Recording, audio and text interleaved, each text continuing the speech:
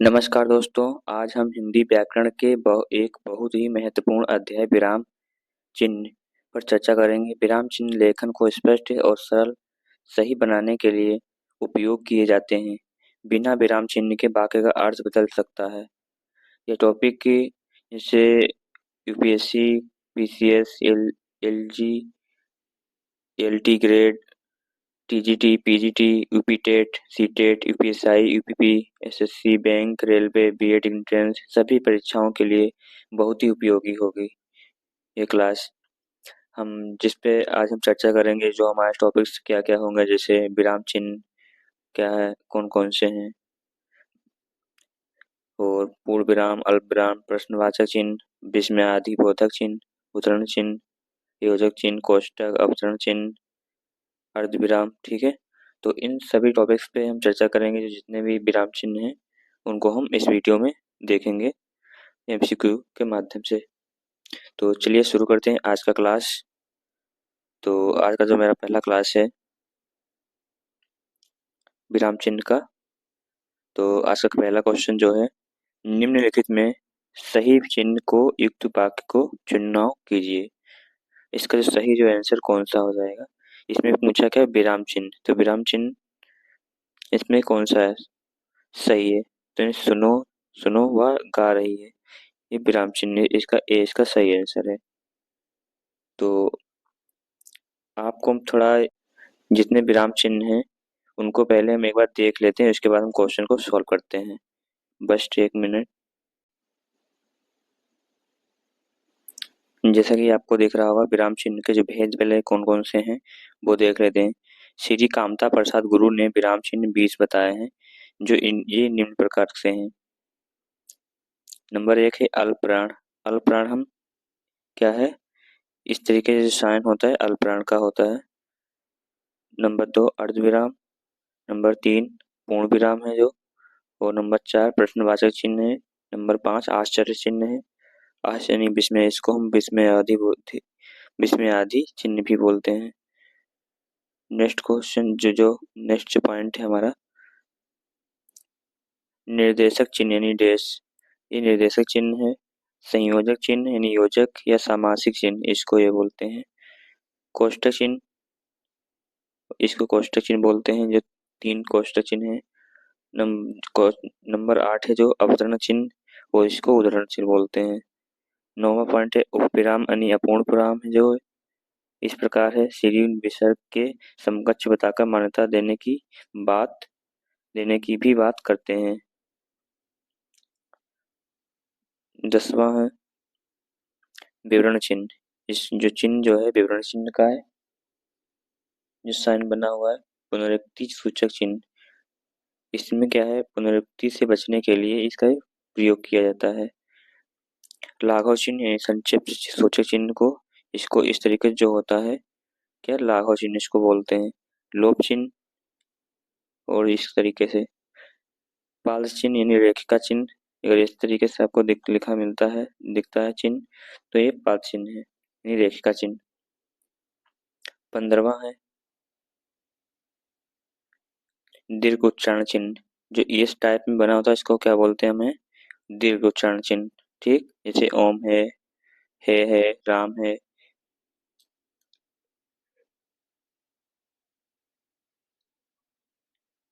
इसको पाद चिन्ह बोलते हैं, पाद बिंदु। इसको हंस पद यानी अगर कोई हम सेंटेंस लिखते हैं, ठीक है, कोई वाक्य लिखते हैं, तो इसमें कोई कोई शब्द छूट जाता है, तो वहाँ पे कोई त्रुटि हो जाती है, तो हम वहाँ पे क्या करते हैं, इस तरीके से बनाते हैं, जिससे पता चलता है कि यहाँ पे कोई त्रुटि हुई है। ठीक, ये टीका सूचक चिन्ह, जो स्टार टाइप में है, प्लस में है, टू में है। तुल्यता सूचक समता यानी सूचक चिन्ह है, जो बराबर होता है, ये क्या है, बराबर यानी समता सूचक चिन्ह कहलाता है। 20 से समाप्ति सूचक चिन्ह, और इस तरीके से, तो क्या है, ये समाप्ति सूचक चिन्ह है। ये अपूर्ण क्या है, अपूर्ण सूचक चिन्ह है। अपूर्ण, किसी लेख में से जब कोई जरूरी अंश छोड़ दिया जाता है, तो तब उसे के स्थान पर यह चिन्ह लगाया जाता है। ठीक है, तो चलते हैं अपने प्रीवियस ईयर क्वेश्चन पे। क्वेश्चन नंबर 2 है। क्वेश्चन नंबर 2, इसमें क्या है, सारणी जो दी गई है इसमें मिलान करना है। मैंने जो विराम चिन्ह देखे हैं उनसे मिलान करना है। तो जो बी का है कोष्टक, आपको अभी देखा भी कोष्टक ये है 4 में मिलान करेंगे। बी का जो बी है 4 में है। और संक्षिप्त सूचक कौन सा है, अल्पविराम कौन सा है, अल्पविराम हो जाएगा 3। तो ए का क्या हो जाएगा 3। और इस तरीके से मिलान करेंगे 3 4। देखो 2 1 किसमें, 3 4 किसमें है, 3 4, यानी डी इसका राइट आंसर हो जाएगा। ठीक, इस तरीके से सी का कौन सा हो जाएगा 2 हो जाएगा। और योजक चिन्ह 1 में मिल जाएगा, डी का 1। तो इसका डी इसका राइट आंसर है। क्वेश्चन नंबर 3 है, निम्नलिखित वाक्यों में से कौन सा वाक्य विराम आदि चिन्ह की दृष्टि से शुद्ध है। इसका सही आंसर क्या है। इसमें क्रोध चाहे कि जैसा भी हो मनुष्य को दुर्बल बनाता है। क्रोध जैसा चाहे भी हो मनुष्य को दुर्बल बनाता है। तो इसे पूछा क्या है, शुद्ध कौन सा है। क्रोध चाहे जैसा भी हो मनुष्य को दुर्बल बनाता है। क्रोध चाहे जैसा भी हो मनुष्य को दुर्बल बनाता है, क्योंकि इसमें विस्मय आदि बोधक चिन्ह है, इसमें अल्प प्राण है, अल्प जो विराम है। ठीक, तो इसमें क्या है, इसका सी इसका राइट आंसर हो जाएगा। क्या है, सी इसका सही आंसर है। क्वेश्चन नंबर 4 है, हंस पद विराम चिन्ह का प्रयोग होता है। इसका जो सही आंसर है डी में, लिखने में अक्षर छूटने का संकेत देने के लिए। इसका डी इसका सही आंसर है। क्वेश्चन नंबर 5 है। क्वेश्चन नंबर 5, आना जाना में अपेक्षित विराम चिन्ह कौन सा होता है। इसका सही जो आंसर हो जाएगा योजक चिन्ह। जैसे मैंने लिखा आना जाना, तो इस तरीके से नहीं लिखते हैं, कोई हो आस पास, इस तरीके से आस पास लिखो तो हम इस तरीके से बना देते हैं। तो ये क्या है, और प्रश्नवाचक चिन्ह आपको पता है इस तरीके से होता है, पूर्ण विराम इस तरीके से, अर्धविराम, अर्धविराम कैसा होता है, एक इस तरीके से बिंदु हो गई, ठीक है, फिर इस तरीके से लगा होगा। ठीक, नेक्स्ट है क्वेश्चन नंबर 6 है, निम्नलिखित में से किस वाक्य में विराम चिन्हों का सही प्रयोग नहीं किया गया है। इसका सही प्रयोग नहीं किया गया है, तो इसका सही आंसर कौन सा हो जाएगा, डी इसका सही आंसर है। क्वेश्चन नंबर 7 है, निम्नलिखित में से लोप सूचक चिन्ह कौन सा है। कौन सा बताना है, लोप सूचक चिन्ह। मैंने डिस्कस किया था लोप सूचक चिन्ह कौन सा होता है। तो इसका ए इसका राइट आंसर हो जाएगा। ठीक, जैसे मैंने अभी इस तरीके डॉट डॉट डॉट देखा था, फिर मैंने प्लस प्लस प्लस प्लस इस तरीके से था, तो क्या है, ये लोप चिन्ह सूचक है।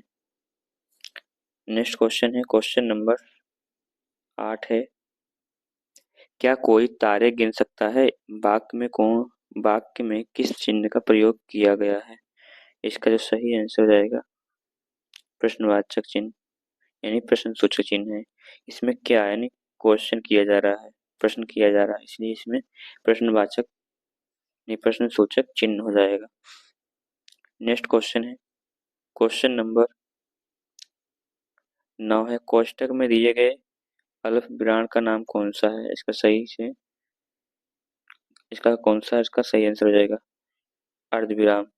इसको क्या बोलेंगे, अर्धविराम। क्वेश्चन नंबर 10 है, हंस पद विराम चिन्ह कौन सा है। इसका सही आंसर क्या जाएगा, डी। क्वेश्चन नंबर 11, किसी के द्वारा कहे गए कथन को मूल रूप से लिखने के लिए कौन सा विराम चिन्ह उपयुक्त होगा। इसका सही आंसर क्या है, ए, उद्धरण चिन्ह। क्वेश्चन नंबर 12 है, मुझे बाहर जाना है, रेखांकित चिन्ह को पहचानिए। मुझे बाहर जाना है, इसमें किस चिन्ह का प्रयोग किया गया। इसका सही आंसर क्या हो जाएगा, पूर्ण विराम। क्या हो जाएगा, पूर्ण विराम। ये इसका सही आंसर है। क्वेश्चन नंबर 13 किसी पद उपवाक्य आदि की विशेषता दिखाने के लिए शब्द के नीचे एक रेखा खींचते हैं उसे क्या कहते हैं? तो इसका सही आंसर क्या हो जाएगा? बी अधोरेखा चिन्ह। क्वेश्चन नंबर 14 है। क्वेश्चन नंबर 14 दो समानार्थी शब्दों की पुनरुक्ति के बीच में किस विराम चिन्ह का प्रयोग होता है? इसका सही आंसर है योजक। क्वेश्चन नंबर 15 कोष्टांकित विराम चिन्ह का नाम क्या है? इसका सही आंसर क्या है? अर्धविराम। नेक्स्ट क्वेश्चन है क्वेश्चन नंबर 15 कोष्टक में किया गया चिन्ह ये किसको साइन दर्शाता है? इसका जो सही आंसर हो जाएगा बी इसका राइट आंसर है, यानी हंसपद। क्वेश्चन नंबर 17 है किस वाक्य में विराम चिन्ह का उचित प्रयोग नहीं किया गया है? क्या है? नहीं किया गया है। इसका जो सही आंसर है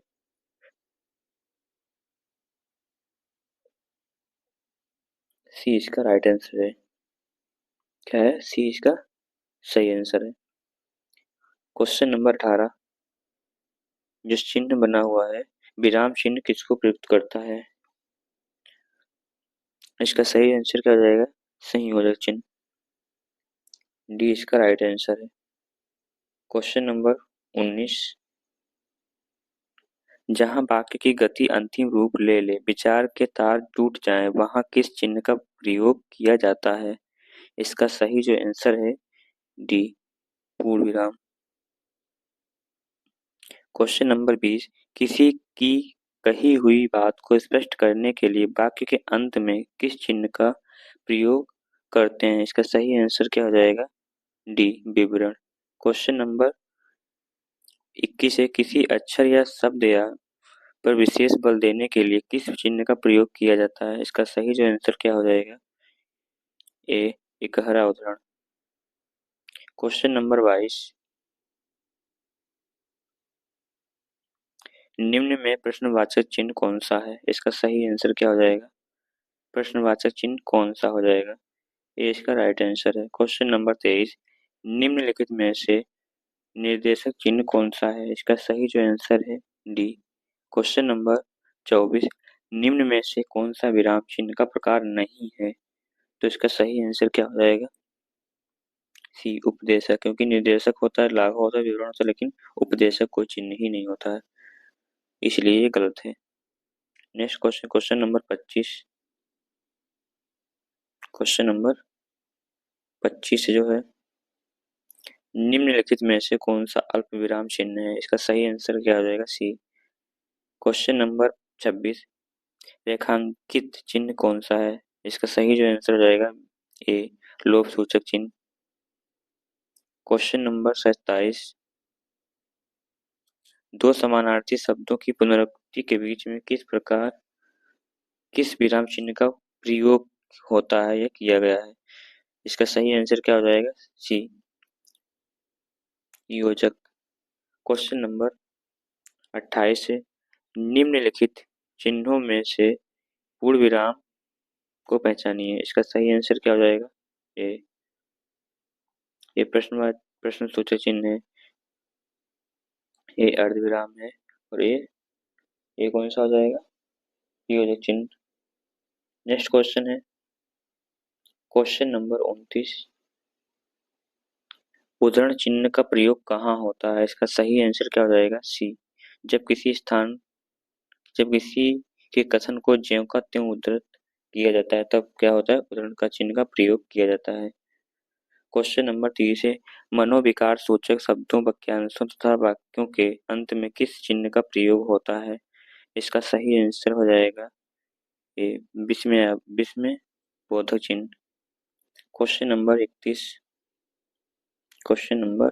31 जो है जब वाक्य के मध्य में कोई शब्द या पद छूट जाता है तब उसे पूरा करने के लिए उस स्थान पर कौन सा विराम चिन्ह लगाकर उसके ऊपर लिखा जाता है? इसका सही जो आंसर हो जाएगा डी हंसपद।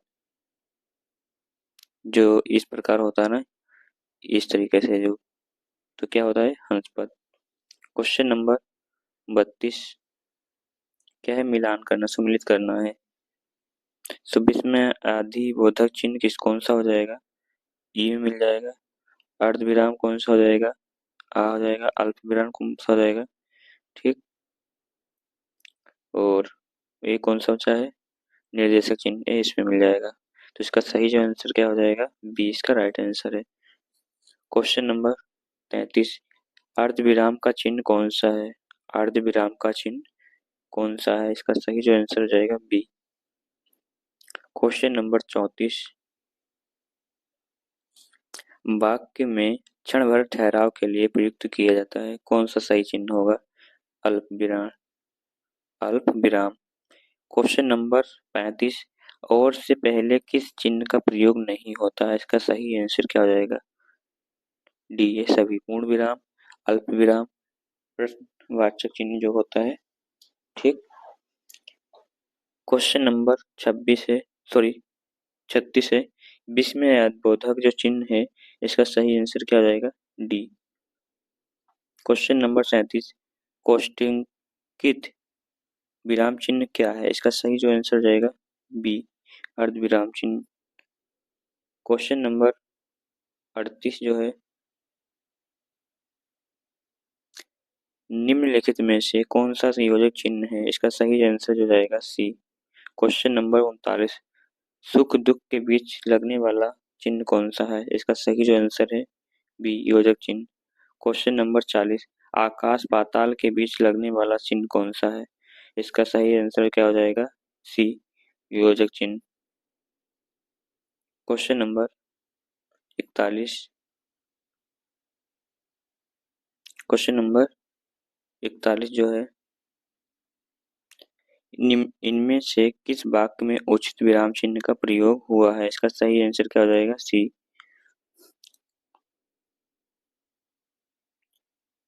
एमए और बीएड।